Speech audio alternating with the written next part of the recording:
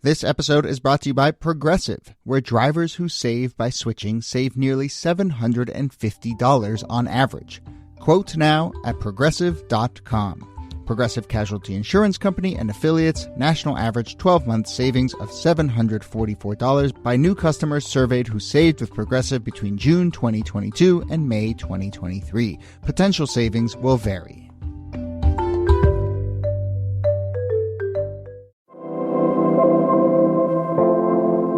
Hello and welcome to This Day in Esoteric Political History from Radiotopia. My name is Jody Avirgan.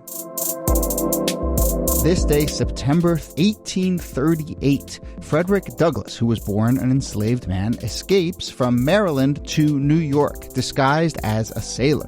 He would later write about this journey. My free life began on the 3rd of September, 1838. On the morning of the 4th of that month, after an anxious and most perilous but safe journey, I found myself in the big city of New York as a free man.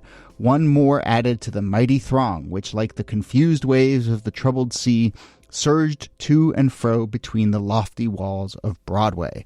So, very good writer, in addition to all of the amazing work that he would go on to do. But, a biographer would later write that once this high-risk trek was complete, that his life's mission to secure the freedom and rights of others would really begin in earnest. So, we of course know a lot about what Douglass would go on to do as probably the most important abolitionist leader of the 19th century. But let's focus on the twists and turns of that escape to New York, 2 perilous days. We'll go through it beat by beat. Here, as always, Nicole Hammer of Vanderbilt and Kellie Carter-Jackson of Wellesley. Hello there. Hello, Jody. Hey there. So, yes, we all love Douglass's story. We've talked about him a bunch of times. But, this journey itself over the course of basically 2 days is really, really remarkable. He's born in Maryland in 1818. He's enslaved. He learns to read covertly, finds out about Nat Turner's rebellion, as well as kind of abolitionist newspapers make his way to him. And so he kind of, is awakened to this. He does attempt to escape in 1836, and he is betrayed by someone. Anything else? Snitch. There's a snitch. There's always a snitch. Yeah. Well, we've talked about this before in the sort of when we talked about enslaved people who've escaped, and also when we've talked about rebellions, and often rebellions are sort of squashed in the last moment. Yeah. But Kellie, any brief thoughts on the role of the snitch as you put it, and then we'll talk about the actual journey. There's a snitch in every rebellion, and there's always someone trying to cover themselves, and that can find an advantage by tattletelling, essentially. But the stakes of that are so high because when he gets betrayed, he's thrown in jail, and jail in the 19th century, let me tell you, it's not a place you want to be. It takes another 2 years for him to really figure out how to escape again. Yeah. And I'm sure trust, because, if anybody knows your plans, it's a wrap. Yeah. So he's jailed, and then he's enslaved again, 2 more years in Maryland. Then finally in 1838, only at the age of 20 he is at this point, but he starts to hatch this plot to escape again. And so what is his intended journey, and how does it actually begin? So when he is enslaved in Baltimore, Maryland, he gets to see sort of up close the life of what it means to work on docks, to be in close proximity to Black sailors. And Black sailors, even though they're enslaved, they have a lot of mobility, which is atypical from most experiences of enslaved people that are like tethered to the plantation or to a particular, owner. When you are a sailor, you got to kind of see the world. And so, but they had to have passes with them at all times that said, yeah, I might be enslaved, but I am a sailor and I have permission to be in South Carolina, or permission to be in, Philadelphia, or wherever sort of the port is that they're coming in and out of. And so one of the ways that Douglass hatches up this idea of escaping is to use one of the sailors' protection passes. It's actually not freedom papers, but it was a pass that allowed you to sort of navigate those port spaces. And he's able to, with the help of his girlfriend, later wife, Anna Maria Douglass, get an outfit, he gets like a shirt, pants, he has like a little necktie, he sort of makes himself look official, and he's going to board these ships as a sailor using the papers of this retired sailor. The problem is The retired sailor looks nothing like Frederick Douglass. I love this because it's like having a fake ID that different eye color, like it very clearly isn't you, so you can like flash the ID, but if the bouncer takes it and really looks at it, you've got a problem. And yeah. And that's what Douglass does. He kind of uses, I think, his charismatic personality to do sort of like a to distract the person who would look at their paper. So, you know how if someone's looking at your ID and you're like, wow, you've got great hair. Tell me more about what shampoo do you use? And so they're distracted and then they're not paying attention to like the description on the paper. Do you get that a lot, Jody?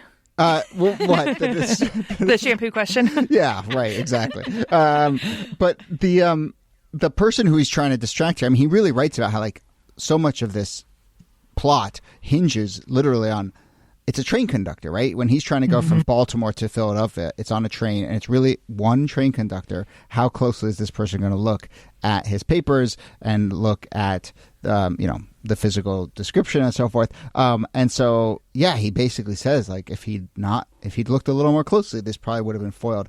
I want to go back to the outfit just for one sec, because by all accounts, he does. It's a little like a Halloween costume. Like he loosely ties a scarf around it. It's like what I would dress as. He wears like one of those, I think it's called a tarpaulin hat. I don't know if he was wearing like a striped shirt, to really complete the thing. But he's got like the neck kerchief. I mean, he's cosplaying a little bit, but that's what it takes to just kind of be able to slide under the radar. He's cosplaying, but he knows the lingo, so he's able to kind of like sound like a sailor, even if he doesn't quite match the description. Right. Yeah. Right. That's and right. part of it is just fake it till you make it. Like there's so much about like, I feel like social understandings were so rigid that if you looked the part, people believed that you were. So if you talk that big game, people are like, okay, sure. There wasn't the sort of skepticism. I mean, there's skepticism, but it's not sort of at the same level that you could play off if you actually had photography and pictures and things that could verify you much easier. This may be obvious, but like, this journey overall, Baltimore to New York, is not that long. And then even the stages, right? Baltimore to Philadelphia, Philadelphia to New York. But obviously incredibly perilous. 20 miles back then means 20 is very different from what 20 miles is right now. And so there are all these little twists and turns of like he can't even take a direct route, right? So to get from Baltimore to Philadelphia, there's no I-95 corridor, obviously, but he has to go to Havre de Grace, which is like a sort of border town, and sort of directly along. And he has to go there, and he has to wait there, and then he has to catch a steamboat. So there are all these kind of little legs along the journey, and every single one of those legs, as we've discussed, comes with its own series of peril and negotiations and different sort of customs and other things that also threaten this whole plot. So what happens next as he starts to make his way north, starts to reach that Maryland-Pennsylvania border? Well, as you're saying, there is a train that goes from Baltimore to Philadelphia to New York, but it's obviously heavily policed because going from Baltimore in Maryland, a slave state, to Pennsylvania, which is a free state, is something where they expect there to be a number of people who are trying to flee to freedom. And so he initially gets on the Philadelphia, Wilmington, Baltimore Railroad. He takes it, as you were saying, Jody, to this town in northeastern Maryland, but then he gets on a steamboat because if you go by steamboat to Delaware and then over to Pennsylvania, it's a little less suspicious than if you just take the train straight through. And then once he gets off the steamboat, then he gets back on the train to Philadelphia. In Wilmington, right? So he ends up in Wilmington, Delaware, and then he ends up going to Philly. Yeah. Meets Joe Biden, goes... Yeah. Delaware's a slave state. Right. I mean, people forget that. So it's not, sure, you might think going through Pennsylvania as a free state would be easier, but as Niki said, highly policed. So actually going through a slave state is actually going to make it a little bit easier to hide in plain sight than it would be if you were in Pennsylvania. Interesting. And even as he's making his way from Philly to New York, he doesn't feel safe until he's in New York City. Right. And so he has all of these moments along the way that he later records as close calls. He gets on a train and he looks out the window, and in the window of a passing train is somebody who he had worked for, a white captain who he had worked for. So he's terrified of being recognized by someone who can drag him back into enslavement. That a blacksmith that he knows sees him at one point in time.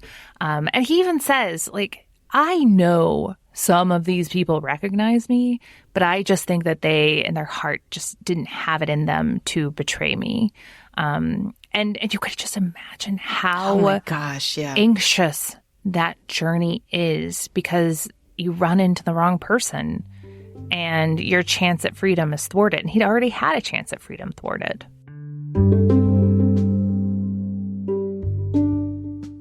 Hey there, Jody here, and I'm very excited to tell you that Wait For It is back for Season 2. Wait For It is one of the newer members of the Radiotopia family, but it is already one of the most acclaimed podcasts around.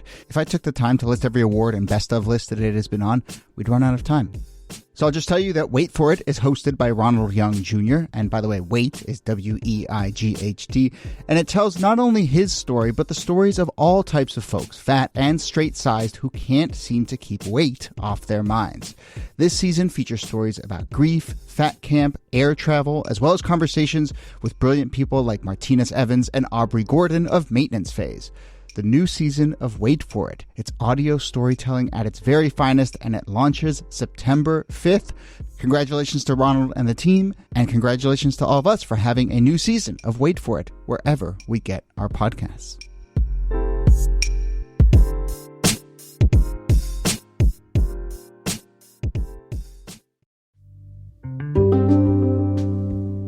Can I just say, sometimes I'm reading these stories of escape and it makes me like, I get like nauseous, like I want to throw up, because I know that like at any moment, especially when someone recognizes you and all they have to say is, I know who you are, or, you know, to call the local official and could cash in. You know, there's an economic incentive to turning people in.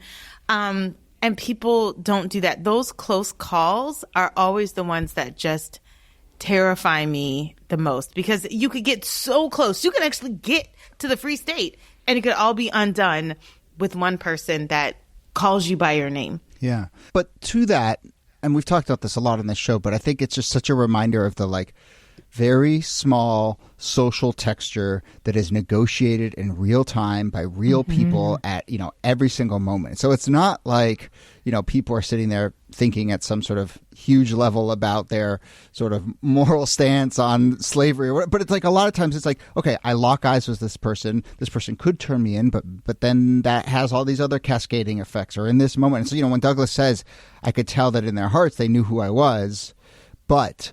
And then, you know, it's just all these other little negotiations. But, you know, I think that's the kind of stuff that we try and bring to light on this show, and the best history, like the one the two of you do, it just really helps us understand that people are just negotiating this stuff second by second, you know. And so in some way, you know, it's just luck. You know, do you happen to run in? Not only who do you happen to run into, but like in that particular moment, what's their positioning is really what dictates it all. It's luck supported by community and connections, because the reason why New York is safer for Douglass than Philadelphia is not that there aren't slave catchers around. Slave catchers are still out hunting for people who have escaped from slavery in the streets of New York City. But he knows an anti-slavery activist in New York itself, David Ruggles, who shelters him. And it's also where he is supposed to meet the woman who he's going to marry. That's their rendezvous point. So New York is an important stop for him on his way to freedom. Yeah. Can I just say, David Ruggles gets no love. Like, David Ruggles, I always think of the people, the Ruggles of the world, the wives who don't get a lot of credit for helping. I mean, Anna was a free woman. Anna had resources. Anna helps pay for his disguise. Anna is like selling her feather bed to make sure that he has enough to get to where he's going. I think oftentimes we look at Douglass as this bigger than life person. And in some ways, you know, that's legit. But I think we forget about those instrumental, like critical people in his life that were responsible for who he becomes. And David Ruggles is that person. He helps get so many people to freedom in New York City. And he does this while also being, you know, disabled and facing a chronic illness. And he keeps everyone's secrets. And it's just incredible to think about, like, those pivotal people that are oftentimes forgotten. Yeah. Is part of that, Kellie, that, you know, Douglass doesn't really talk about this for a while, and he doesn't detail it, in part to protect the names of some of the people who aided him. I mean, even 10, 15 years later, if he was able to say, oh yeah, I ran into this person, but they didn't say anything, or this person helped me along the way, or I got a lending hand, there could be consequences for that, right? Oh, yeah. Yeah. You could not. Douglass doesn't give a detailed, play-by-play of his escape until almost 50 years later. He really has to wait until people are dead, until people are no longer in jeopardy of being punished for that assistance. And there were actually real squabbles about, within the abolitionist movement, about people that escaped and would tell how they escaped.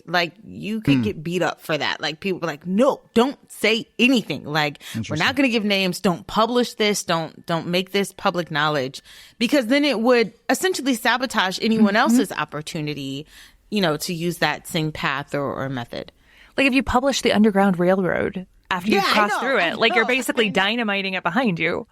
Yeah. I think about Henry Box Brown, who shipped himself to freedom in a box, and he goes around telling everyone how he did it, and people are like, they will check the boxes now.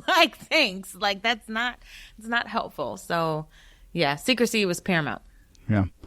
So look, as I mentioned, we've done episodes on Douglass. Obviously, we could do a whole series on what comes after this. I love just sort of focusing a little bit on this moment. But, Kellie, what is your sense of, as I said, he's 20 years old.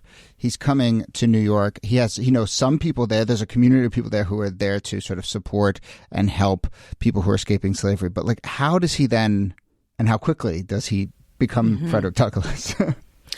Really fast. It's kind of warp speed. After he leaves New York City, Anna meets him. They get married. They make their way up to Bedford, Massachusetts, because there's an abolitionist community there. He can be protected. He actually spends a couple years in Europe. People raise funds to actually legitimately purchase his freedom so that he doesn't have to fear slave catchers coming after him the rest of his life. And he writes his narrative of his young life. Not too many people are writing memoirs of their lives in their 20s. But he does, and it becomes a national bestseller. It explodes. And people, as you mentioned at the top of the show, he's such a good writer that people just have this insatiable appetite to read anything that he writes. And it kind of flies off the charts, and he becomes the poster child for the abolitionist movement. And within a few years after that, he's on the speaking circuit. He's starting his own newspaper. Yeah. And then, as they say, the rest is history. Yeah. And then it is in 1881 that he finally kind of writes the full narrative of his escape. So, this is 1838 we're talking about here. And 1881, he writes it. And in there he writes that line that I read at the beginning. One more, when he arrives in New York, he is one more added to the mighty throng, which like the confused waves of the troubled sea surged to and fro between the lofty walls of Broadway. That's just good writing about New York. That just makes me think about the city as well. But yeah. Douglass is he does say in his first narrative, he's like, yes, he got free when he was about 20 years old, but really his moment of liberation came with literacy and also his famous fight with Mr. Covey, where he basically stands up to his overseer and beats him up, basically, and beats him up. And those are the moments where he's like, he has major turning points where he's like, all right, I'm a different person after I've gotten literacy. I'm a different person now that I've stood up to this man who tried to break me. And then he has different moments all throughout his life in which they're just huge turning points for him. I think it's kind of great. Yeah. All right. Well, we will leave it there. Really fascinating, twisty, turny story. Nicole Hemmer, thanks to you as always. Thank you, Jody. And Kellie Carter-Jackson, thanks to you. My pleasure.